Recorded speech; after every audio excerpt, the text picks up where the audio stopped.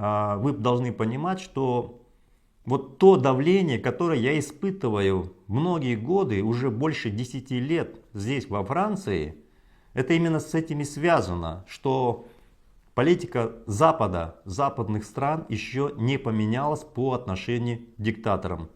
И я работаю над этим, чтобы этот взгляд поменялся, и, соответственно, и у нас тоже будут перемены.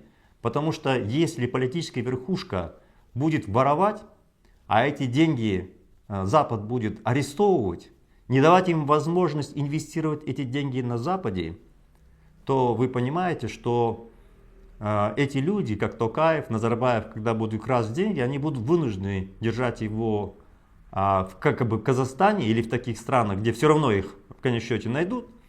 Вот. И завтра, когда мы сменим режим, мы у них все конфискуем внутри страны. Вы понимаете, к чему это приведет, если последовательно Запад будет заниматься тем, что не даст возможность украденные деньги инвестировать на Запад. Ну вот и вот такой подход, когда Запад очень, так скажем, гибко в кавычках относится к диктаторам, приводит к тому, что такие режимы, как Назарбаева, Токаева, договаривается, нанимает лоббистов, подкупает их, подкупает страны контрактами многомиллиардными. И затем те, кто действительно работает над тем, чтобы сменить режим, свалить этот режим, построить демократическое государство, фактически подвергается преследованию, как вот я во Франции. Поэтому я хочу вам пояснить, что вот Макрон вот такую политику продолжает вести, он не один. До этого был Олланд, президент Франции, тоже такую продажную политику проводил. То же самое сейчас делает и Макрон. Но надо сказать следующее.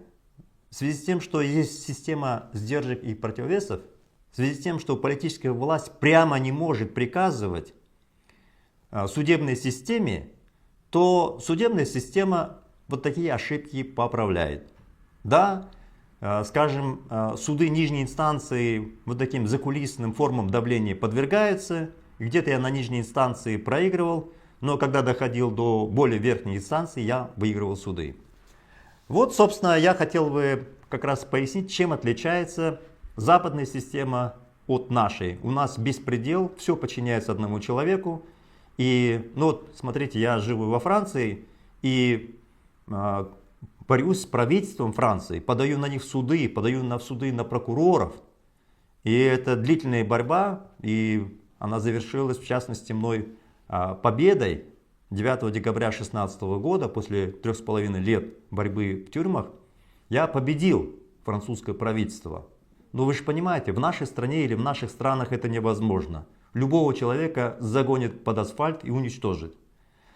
Вот. Ну вот, собственно, я это и хотел сказать, что приезжает Макрон, подписывает очередные контракты.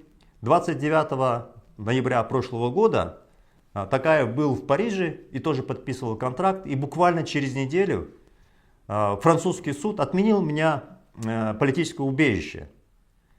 Вот. И тогда средства массовой информации Казахстана радовались, говорили, все, теперь мы обязаны сейчас экстрадируем в Казахстан. Ну, через какое-то время, правда, они начали говорить, что, наверное, не получится. Вот скоро уже будет год, как я борюсь при вашей поддержке, получаю от вас финансовую поддержку. Хотел бы воспользоваться этим эфиром, поблагодарить и сказать, что та судебная система, которая есть, она во Франции, она мне позволит бороться и дальше. Она мне позволит бороться и дальше. Ну и еще ту ошибку, которую делают, к сожалению, дипломаты и, собственно, само правительство Франции. Но это обычное дело, понимаете?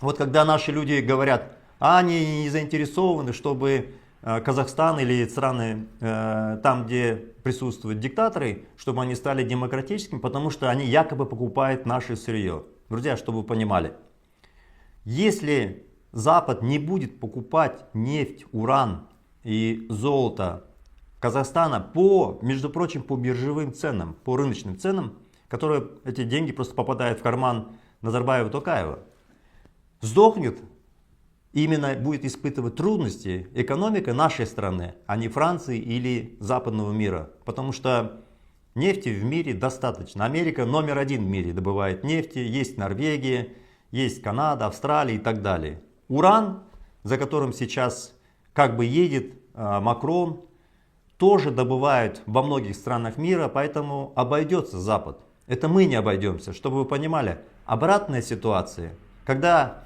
там Путин говорит, что Запад завидует нам, россиянам, и это повторяют россияне, сидя в убитом жилье, раздолбанной квартире, раздолбанных подъездах, это очень смешно.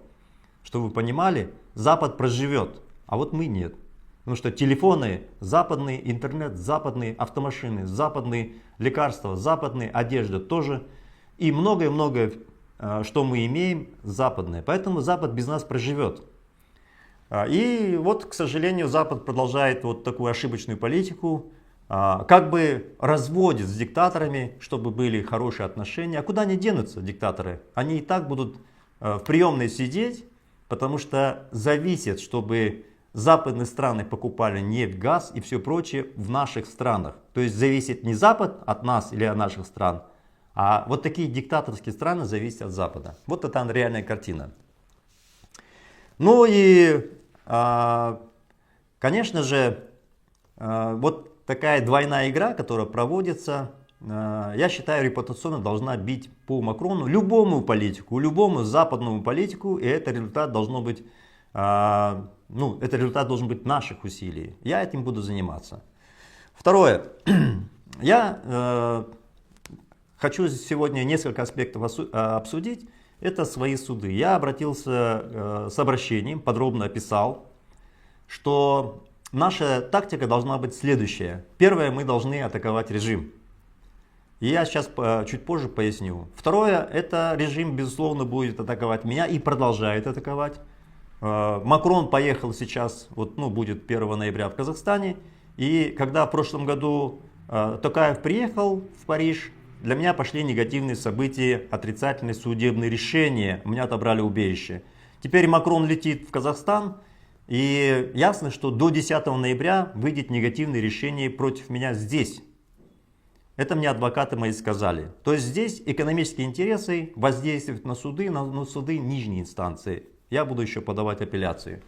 Поэтому я уверен, что как только Макрон прилетит, буквально в течение максимум 8-10 дней выйдет судебное решение, и я проиграю. В этой связи я пояснил, что тактика у меня судебная следующая. Мне необходимо, чтобы мои адвокаты начали активно работать по тем так называемым киллерам, которые получили заказ со стороны Казахстана. Нам важно доказать, что это делал Токаев, Назарбаев. И как только это будет доказано, когда эти люди дадут показания, с кем они вели переговоры, и эти люди будут тоже арестованы, задержаны, они безусловно дадут показания, что это было по поручению нашей власти. Соответственно, все сфабрикованные обвинения, которые придумывает Казахстан здесь, они все лопнут.